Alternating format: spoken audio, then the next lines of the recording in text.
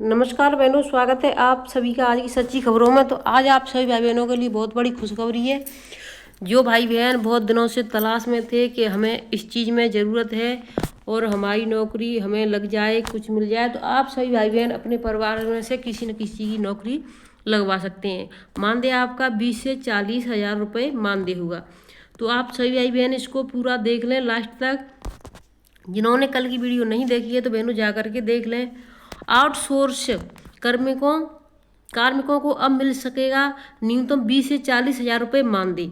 योगी सरकार ने उत्तर प्रदेश आउटसोर्स सेवा निगम के गठन का शासनादेश जारी कर दिया है, यानी जारी भी हो चुका है शासनादेश। अब इसमें जो शर्तें रखी गई उन शर्तों को देख लो और कितनी इसमें योग्यता होनी चाहिए और कितनी उम्र, ये सभी भाई बहन अवश्य देख लें।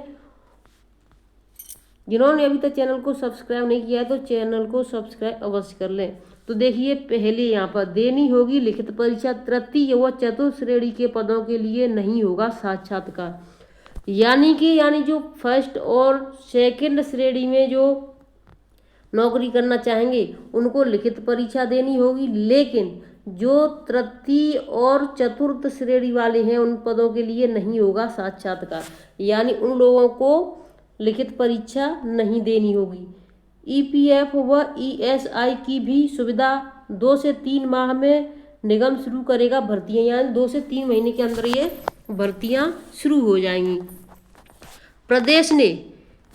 प्रदेश सरकार ने विभिन्न विभागों में आउटसोर्स के माध्यम से भर्ती किए जाने वाले कार्मिकों के लिए उत्तर प्रदेश आउटसोर्स सेवा निगम के गठन का आदेश शुक्रवार को जारी कर दिया, यानी कल। कंपनीज एक्ट के तहत गठित होने वाले निगम से आउटसोर्स कार्मिकों की भर्तियों में निष्पक्षता व पारदर्शिता आएगी। तो देखिए कितनी आएगी पारदर्शिता, आप सभी बहनों को पता। आउटसोर्स कार्मिकों को न्यूनतम 20 हज़ार से 40 हज़ार रुपये मिलेगा। जहां विभाग इससे अधिक मानदेय दे रहा होगा वहां आउटसोर्स कार्मिकों को उतना ही मानदेय मिलता रहेगा, यानी कि जिनको 20 से शुरू होगा 40 हज़ार तक एंड है, इससे ज़्यादा नहीं मिलेगा, इतना ही मिलता रहेगा। लेकिन जब चाहे कोई भी हो, जब सरकार पर दबाव बनता है तो सरकार अपने आप बढ़ा देती है। जैसे कुछ संविदा वाले होते हैं तो वो सरकारी के लिए या फिर अपना मानदेय बढ़वा लेते हैं।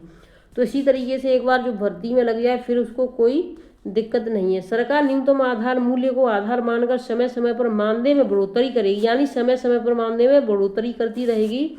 इसके लिए आप सरकार को कोई धरना प्रदर्शन या कुछ भी नहीं करना है। कार्मिकों को कर्मचारी भविष्य निधि ईपीएफ और कर्मचारी राज्य बीमा ईएसआई आदि का भी लाभ मिलेगा, यानी ईएसआई जो हॉस्पिटल होते हैं उसमें यानी फ्री में इलाज होता है, इनको कार्ड मिल जाता है कर्मचारियों को। ईपीएफ और ये सभी इसको लाभ मिलते हैं। इसकी भर्तियां लिखित परीक्षा और साक्षात्कार के जरिए होंगी। हालांकि श्रेणी 3 और 4 के पदों पर भर्ती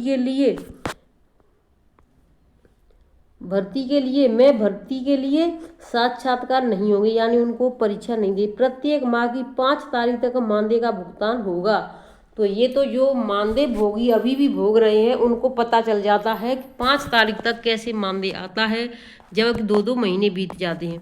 सरकार ने आउटसोर्सिंग भर्तियों के लिए 4 श्रेणी बनाई है। इसमें श्रेणी 1 के लिए 40 हज़ार, 2 के लिए 25 हज़ार, 3 के लिए 22 हज़ार, 4 के लिए 20 हज़ार। यानी जो सबसे पहली श्रेणी है उसको मिलेगा 40, दूसरी वाली को 25 और तीसरी वाली को 22 और चौथी वाली को 20 हज़ार मिलेंगे। तो इस तरीके से यानी इसमें कैटेगरी बनाई। कार्मिकों की आउटसोर्सिंग की प्रक्रिया में निगम नियामक की भूमिका निभाएगा। कंपनी अधिनियम के तहत गठित निगम गैर लाभकारी संस्था के रूप में संचालित किया जाएगा। प्रमुख सचिव सचिवालय प्रशासन अमित घोष की ओर से जारी आदेश में कहा गया कि आउटसोर्स सेवा निगम के गठित के जरिए सरकार यह सुनिश्चित करेगी आउटसोर्स कर्मचारियों का शोषण हो और उनका भविष्य सुरक्षित रहे, उनका शोषण न हो। यानी सरकार ये सुनिश्चित करेगी कि उनका शोषण भी न हो और उनका जो भविष्य है वो भी सुरक्षित रहे। अनुसूचित जात जनजाति, अनुसूचित जात, अनुसूचित जनजाति, अन्य पिछड़ा वर्ग, आर्थिक रूप से कमजोर, ईडब्ल्यूएस, दिव्यांगजन, भूतपूर्व सैनिक और महिलाओं को नियमानुसार भर्तियों में आरक्षण का लाभ मिलेगा। यानी जो महिला हैं उनको आरक्षण में लाभ मिलेगा। उन्हें मानदेय सहित मातृत्व अवकाश, चिकित्सीय अवकाश, स्वास्थ्य सेवाएं, ईपीएस आदि लाभ दिए जाएंगे। अनियमितता पर कार्मिक की सेवा तुरंत समाप्त कर दी जाएगी। यानी आपकी यानी उनके खिलाफ जैसे कि कोई जो नियम के विरुद्ध कार्य करेगा तो उसकी सेवा तुरंत समाप्त कर दी जाएगी। ये भी आप इसमें सब कुछ दिया गया, आप देख लो। आउटसोर्स एजेंसियों का चयन निगम द्वारा जेम पोर्टल के माध्यम से 3 वर्ष या कार्य की आवश्यकता की समाप्ति तक रहेगा। घोष ने बताया कि शासनादेश जारी होने के बाद अब निगम के गठन संबंधी औपचारिकताएं शुरू होंगी, जिनके पूरा होने में 2 से 3 माह लग जाएंगे। यानी 2 से 3 महीने के अंदर नौकरी की यानी वो निकल जाएंगे भर्तियां, और इसमें आप जेम पोर्टल के माध्यम से फॉर्म डाल सकते हैं। बाकी इसमें जो बचा हुआ है वो पेज नंबर 12 पे है, वहाँ पर जा करके आप सभी बहनें देख सकती हैं। अब इसमें जो मेन चीज़ है उसको आप सभी देख लें। श्रेणी 1 और श्रेणी 2 निगम की ऐसी होगी संरचना। कैसी संरचना होगी ये देख लें। सबसे पहला 1 बोर्ड ऑफ डायरेक्टर्स, नंबर 2 सलाहकार समिति, नंबर 3 निगम मुख्यालय, नंबर 4 शासन निदेशालय आदि की निगरानी समितियां ये बनेंगी 4। 5 मंडल स्तर की निगरानी समिति, 6 जिला स्तर की निगरानी समिति, और नंबर 7वां है स्थानीय स्तर की निगरानी समितियां। इतनी निगरानी समितियों के अंदर जाकर के ये कार्य होगा। और श्रेणी 1 देख लें आप। श्रेणी नंबर 1 8 सेवाओं पर 40,000 रुपये। यानी जो 8 सेवा हैं उन पर 40,000 रुपये। वो सेवा कौन कौन सी है इस पर देख लो आप। इस श्रेणी में डॉक्टर, अभियंता, AESDO या 2 हो गई आपकी, lecture, project officer, account officer, assistant architect और रिसर्च ऑफिसर जैसे पद शामिल हैं। यानी तो ये 8 पद यहाँ पर शामिल हैं। शैक्षिक योग्यताओं में चिकित्सा के लिए MBBS, यानी जो चिकित्सा हॉस्पिटल के लिए उसमें MBBS होना चाहिए। सहायक अभियंता वो SDO के लिए BTech, और लेक्चरर के लिए परास्नातक डिग्री यानी कि आपको MA। प्रोजेक्ट ऑफिसर के लिए गणित व भौतिक में परास्नातक। तो इस बात का ध्यान रखें, गणित व भौतिक यानी गणित और भौतिक होना चाहिए ये परास्नातक। ये किसके लिए? प्रोजेक्ट ऑफिसर के लिए। और ऑपरेशनल रिसर्च अकाउंट ऑफिसर के लिए MCOM वो 5 साल का अनुभव या CA। ठीक है। असिस्टेंट आर्किटेक्ट के लिए टेक्चर में स्नातक अनिवार्य है। तो इनमें यानी स्नातक अनिवार्य है, किसी भी विषय से स्नातक हो। अब इसमें आयु और देख लेते हैं। पहले नंबर दूसरा श्रेणी नंबर 2, इसमें जो 25,000 मिलेंगे उसमें क्या क्या होना चाहिए। जीव इंजी स्टाफ नर्स को मिलेंगे 25,000। इसमें senior assistant, senior stenographer, senior accountant, data professor, sensing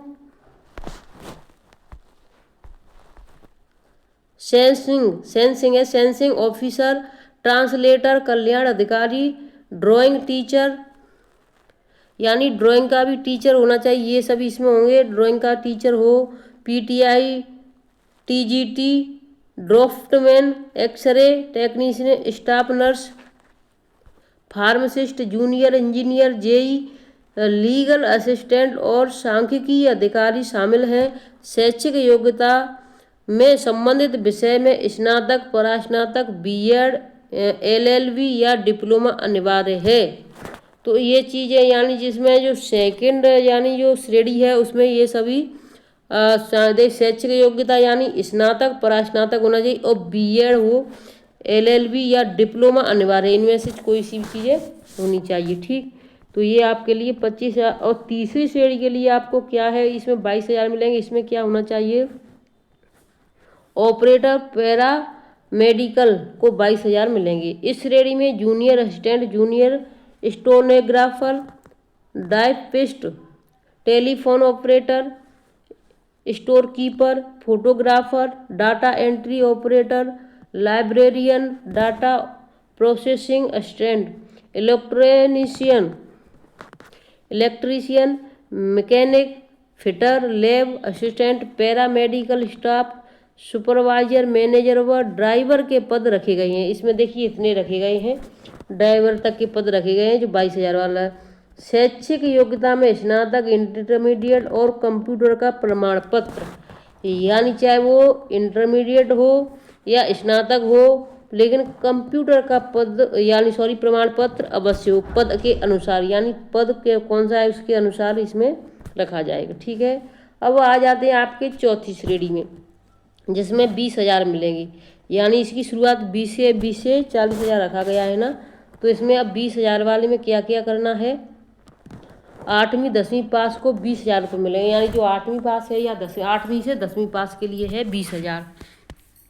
इस श्रेणी के लिए न्यूनतम योग्यता 8वीं या 10वीं पास तय की गई है। इसमें कार्यालय सहायक, lift operator, lab attendance record, यानी अटेंडेंस रिकॉर्ड वाले जो रखते हैं वो, असिस्टेंट, अर्दली, अनुसेवक, स्टोर सहायक, नाई, मोची, राजमिस्त्री, मैट, निर्माण सहायक, लोहार। अभी देखिए इसमें और है, अभी आप बीच में छोड़ के ना जाए बहनों।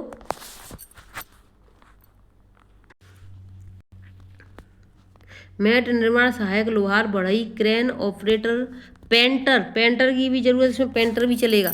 धोबी, नाविक यानी जो नाव चलाता है वो भी चलेगा।